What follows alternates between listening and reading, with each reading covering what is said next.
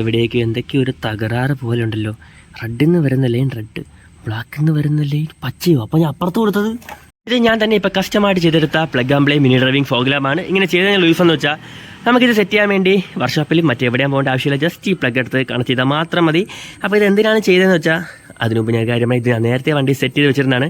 ഇപ്പോൾ നിയമങ്ങളൊക്കെ കുറച്ച് മാറ്റി ഫോഗ് ലാമ്പൊക്കെ വെച്ചുകൊണ്ട് പോയി ഉറപ്പായിട്ടും ഫൈൻ കിട്ടും. ഗണേഷ് കുമാറൊക്കെ പറഞ്ഞു കഴിഞ്ഞാൽ അടിക്കുമെന്ന് പറഞ്ഞാൽ അടിക്കും, പിടിക്കുമെന്ന് പറഞ്ഞാൽ പിടിക്കുകയും ചെയ്യും. അപ്പോൾ റോഡ് സൈഡിലേക്കിട്ട് അയച്ച് അപമാനപ്പെട്ടതിനെക്കാട്ടി നമ്മൾ തന്നെ ഇത് ഊരി വെക്കാമെന്ന് വിചാരിച്ചു. അങ്ങനെയാണ് ഞാൻ ഇതിൽ നിന്ന് സാധനം ഊരി എടുത്തത്. എന്തൊക്കെ പറഞ്ഞാലും ചില സാഹചര്യങ്ങളിൽ നമുക്ക് ഫോഗ് ലാമ്പ് ഇല്ലാതെ വണ്ടി ഓടിക്കാൻ പറ്റില്ല. അപ്പോൾ പിന്നെ എപ്പോഴും ഇത് ഊരി വെച്ച് കഴിഞ്ഞാൽ കൊണ്ട് വർക്ക്ഷോപ്പിലേക്ക് കൊണ്ടുവന്ന് സെറ്റ് ചെയ്യുന്ന കുറച്ച് ബുദ്ധിമുട്ടായിരിക്കും. അതുകൊണ്ട് ഞാൻ ഇത് ഇളക്കിയെടുത്ത സമയത്ത് ഇത് പ്ലഗ് ആൻഡ് പ്ലേ ആയിട്ടാണ് ഇളക്കിയെടുത്തത്. എന്ന് വെച്ചാൽ നമുക്ക് ഇന്നെ തൊട്ട് എവിടെയെങ്കിലും അത്യാവശ്യമായിട്ട് ലോങ്ങോ കുറച്ച് ഹിൽ റേഞ്ചിലൊക്കെ പോകുന്ന സമയത്തായാലും നമുക്ക് ഫോഗ് ലാമ്പിൻ്റെ ആവശ്യമുണ്ട്. അപ്പോഴത്തേക്കും നമ്മൾ ബുദ്ധിമുട്ടണമെന്നൊന്നുമില്ല. ഈ സാധനത്തിൽ ഡയറക്റ്റ് പ്ലഗ് ചെയ്ത് വണ്ടി എടുക്കുക, കൊണ്ടുപോവുക. ഊരാനാണെങ്കിലും അതാണെങ്കിൽ നമുക്ക് ഊരാൻ പറ്റും. അപ്പോൾ ഇതെങ്ങനെയാണ് സെറ്റ് ചെയ്തതെന്ന് നിങ്ങളൊന്ന് കണ്ടിട്ട് വന്നേക്ക്. ഇത് പ്ലഗ് ആൻഡ് പ്ലേ ആയിട്ട് സെറ്റ് ചെയ്യാൻ വേണ്ടി ഈ ഒരു രണ്ട് സാധനമാണ് നമുക്ക് ആവശ്യം. ഇത് നമ്മൾ ഇൻഡിക്കേറ്ററിൻ്റെ ഇന്നർ സോക്കറ്റും ഔട്ടർ സോക്കറ്റുമാണ്. ഒന്ന് നമുക്ക് ഇൻഡിക്കേറ്റർ പഴയത് തന്നെ കിട്ടും, മറ്റേതെൻ്റെ പഴയ വയറിംഗ് കട്ട് ചെയ്തെടുത്താണ്.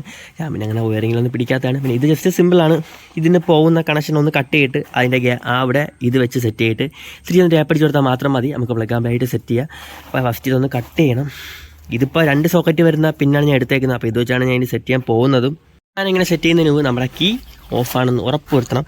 ഇല്ലെങ്കിൽ രണ്ട് ഓരോടൊക്കെ ടച്ചായി നമ്മളെ ഫ്യൂസൊക്കെ അടിച്ചു. അപ്പോൾ അതുകൂടെ നോക്കിയിട്ടാണ് ബാക്കി ചെയ്തു തുടങ്ങും. അതിൻ്റെ അകത്ത് ഓരോരോ കട്ട് ചെയ്ത് വിട്ടിട്ടുണ്ട്. ഇത് ഫോഗ് ലാമ്പിൻ്റെ അത് തന്നെ ആയാൽ മതിയായിരുന്നു. ഇപ്പോൾ എന്തായാലും അതിൻ്റെ അകത്തോട്ട് ഓരോരോ പോയിട്ടുള്ളൂ, എന്തായാലും കട്ട് ചെയ്തിട്ടുണ്ട്. അപ്പോൾ ഇപ്പുറത്തെ സൈഡിൽ നിന്ന് അതൊന്ന് വലിച്ചു നോക്കി അപ്പോൾ അറിയാം നമുക്കിത് ഫോഗ് ലാമ്പിൻ്റെയാണ് അല്ല ആണെന്ന്. കേസ് നമ്മൾ സേഫാണ്. കറക്റ്റ് ഫോഗ് ലാമ്പിൻ്റെ ഒരു തന്നെയാണ് നമ്മൾ കട്ട് ചെയ്തെടുത്തത്. അപ്പോൾ ഇനി ആ സ്ലോട്ട്സ് ഇതിലോട്ട് വെച്ച് സെറ്റ് ചെയ്യാം. ഇതിലെത്ര ഉയരണ്ടെന്ന് നോക്കിയിട്ട് ചെറുതായിട്ടൊന്ന് പണി പാലിയ പോലെയാണ് തോന്നുന്നത്. ഇതിൻ്റെ അകത്ത് മൊത്തം 3 പേർ വരുന്നുണ്ട്. ഇതിൽ യെല്ലോയും വൈറ്റും വരുന്നുണ്ട്. അതുകൊണ്ടാണ് 3 പേർ വരുന്നത്. ഞാൻ ഇപ്പോൾ എടുത്ത സ്ലോട്ടിൽ 2 ഉള്ളൂ. അപ്പോൾ ഇത് വെച്ചിട്ട് സെറ്റ് ചെയ്യാൻ പറ്റില്ല. ചെറുതായിട്ട് പണി കിട്ടി.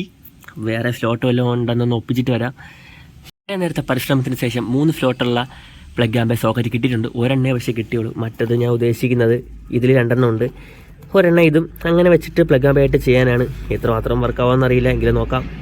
വയറിങ്ങായിട്ടൊക്കെ ആണെങ്കിൽ നിങ്ങൾക്ക് ഇഷ്ടമുള്ള സ്ലോട്ടിൽ കൊടുക്കാൻ പറ്റും. പക്ഷേ ഇവിടെ കൊടുക്കുന്ന ഒയർ തന്നെ അപ്പുറത്തെ സ്ഥലത്തും കൊടുക്കണം, എങ്കിലേ സാധനം കത്തു.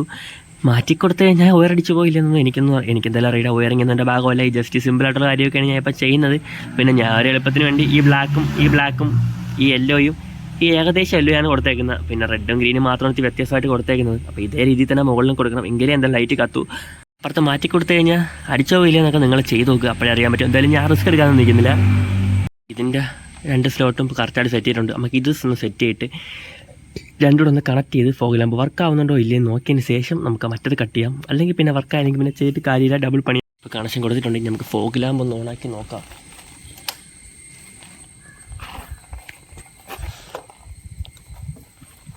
ഗൈസ്, സാധനം വർക്കിംഗ് ആണ്, കുഴപ്പമൊന്നുമില്ല. ഇനി നമുക്കപ്പോൾ ധൈര്യമായിട്ട് അപ്പുറത്തെ സൈഡ് അടിക്കാം.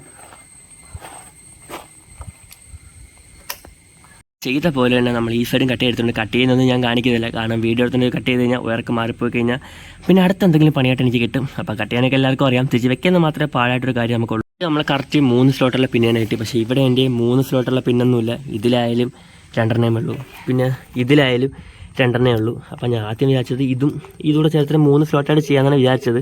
അപ്പോഴത്തേക്ക് ഇതിൽ കളേഴ്സൊന്നും ഇതുമായിട്ട് മാച്ച് ആവുന്നില്ല. അപ്പോൾ ഞാൻ വിചാരിച്ചു ഇത് വെച്ച് ചെയ്യാമെന്ന്. ഇത് മറ്റേത് പോലെ തന്നെ ഉള്ളൊരു സ്ലോട്ടാണ്, പക്ഷേ അതിൽ തന്നെ 2 മാത്രമേ വരുന്നുള്ളൂ.